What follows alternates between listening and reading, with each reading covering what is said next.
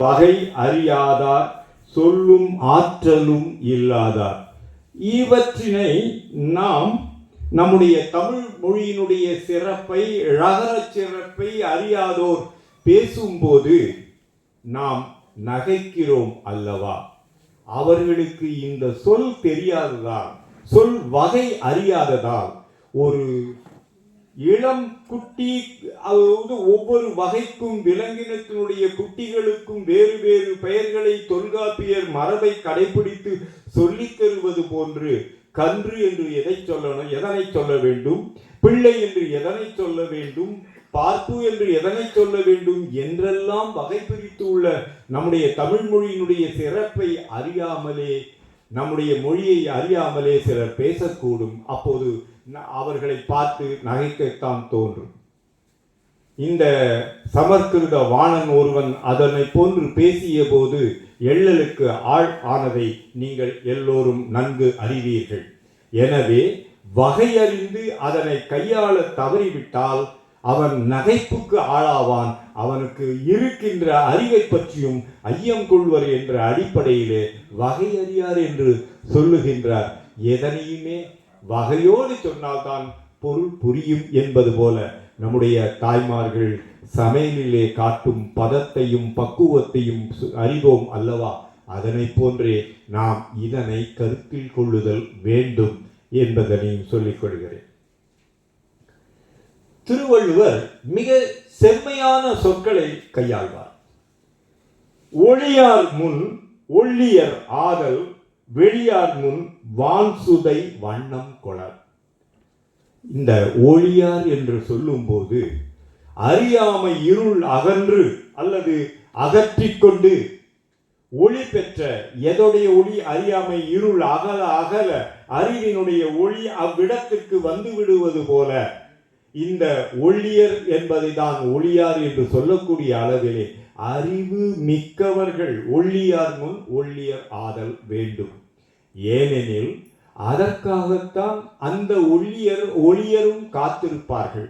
அவர்களோடு பகிர்ந்து கொள்ளும் போது நமக்கும் அந்த ஒளியானது கிடைப்பது போல, எந்த தடுப்பும் இல்லாமல் கிடைப்பது போல, ஒளியார் முன் ஒள்ளியர் ஆதல், வெளியார் முன் வான் சுதை வண்ணம் கொளர். ஆஹா, எவ்வளவு அருமையான ஓமையை சொல்லுகிறார் பாருங்கள். இவ்வாறு அறிவு பெற்றோரோடு நீங்கள் சேர்ந்தீர்களானால் உங்களுக்கும் அறிவு வரும். ஒரு செல்வனோடு சேர்ந்தால் உங்களுக்கு செல்வம் வருமா? பல பேர் அவ்வாறு எண்ணி ஏமாந்து போவதுதான் நடைமுறை வாழ்க்கையிலே நாம் எல்லாம் கண்டு உணர்ந்த ஒன்று. எனவே அறிவு பெற்றவர்களோடு சேர்ந்தால் அவர்கள் மீது தெளிக்கப்படும் பன்னீரோ பூவோ நம்மீதும் படக்கூடும். அவர்கள் ஏதோ ஒரு வேளையிலே ஒன்றை சொல்லும் போது அதனை மிக வலிவாக பிடித்து கொள்ளவும் நம்மாலும் இயலும் என்பதால் அறிவுடையோரோடு பழகுதல் வேண்டும், அவருடைய சொற்களை கேட்டு மகிழ்தல் வேண்டும் என்பதைத்தான் இங்கே சொல்லுகிறார். சரி, இந்த வெளியார் முன் வான் சுதை வண்ணம் கொளல். அப்போ என்ன சொல்றாரு? சரி, அறிவற்றவர்களோடு நீங்கள் அறிவினை பகிர்ந்து கொள்ள முயன்றீர்கள், ஆனால் இருவருமே அறிவு அற்றவர்கள் போன்ற ஒரு தோற்றத்தை அடுத்தவருக்கு தந்துவிடக் கூடும் என்பதைத்தான் வள்ளுவர் சொல்லுகிறார். இந்த வெளியார் முன் வான் சுதை வண்ணம் கொளர். சுதை என்றால் என்ன என்று அனைவரும் அறிவீர்கள் என நம்புகிறேன். இருப்பினும் பகிர்ந்து கொள்கிறேன் நண்பர்களே. சுதை, இந்த சுதா என்று பெயர் வைத்துக் கொள்கிறார்கள். சுதா என்றால் சுண்ணாம்பு தான் என்று பொருள்.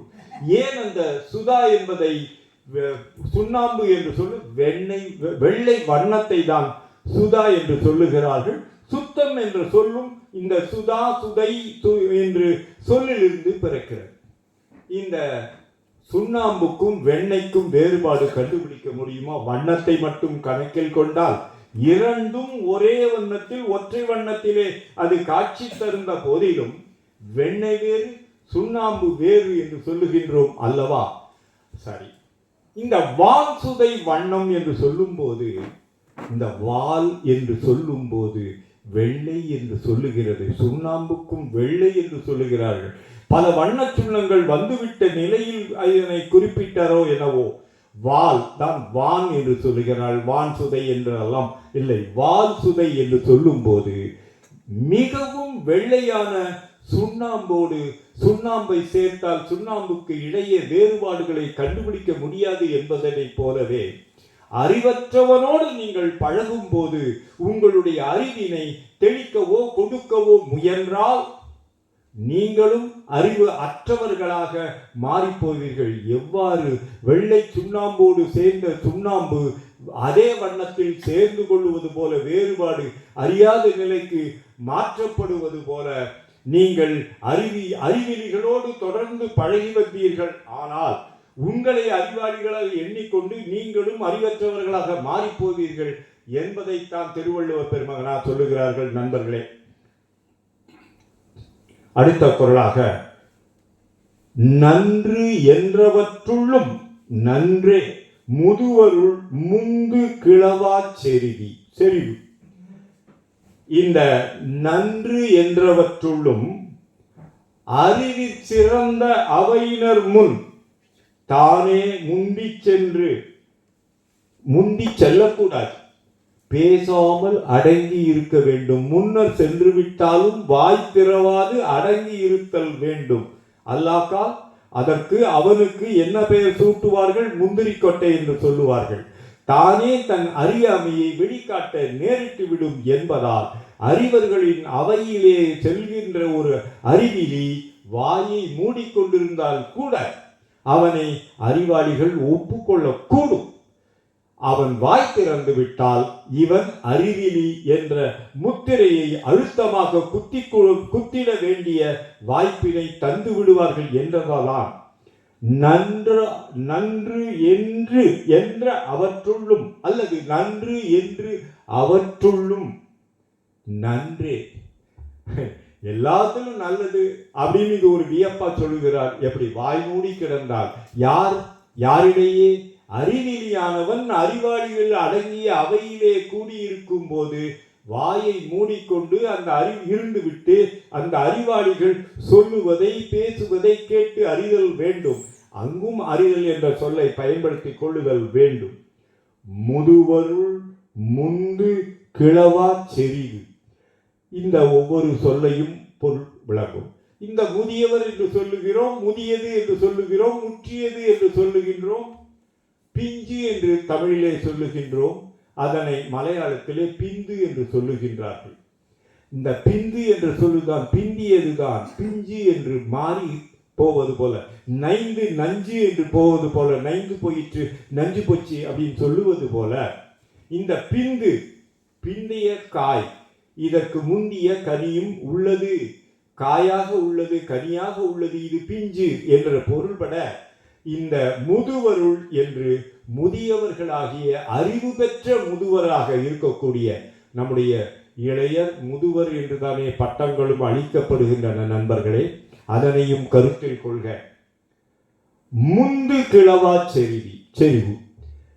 தன்னிட்ட சரக்கு இருப்பதாக எண்ணிக்கொண்டு ஓடி சென்று இந்த அறிஞர்கள் அவைக்குள் தன்னுடைய கருத்தினை முந்திரிக்கொண்டு முன்திரி அல்லது முன்தெரி கொட்டை என்பது போல வந்து இவன் தெரிவித்து விட்டால் எள்ளலுக்கு ஆளாக கூடும் என்பதனை நன்கு கருத்தில் கொள்ளுதல் வேண்டும் என்று இந்த குறள் சொல்லுகிறது நமக்கெல்லாம்.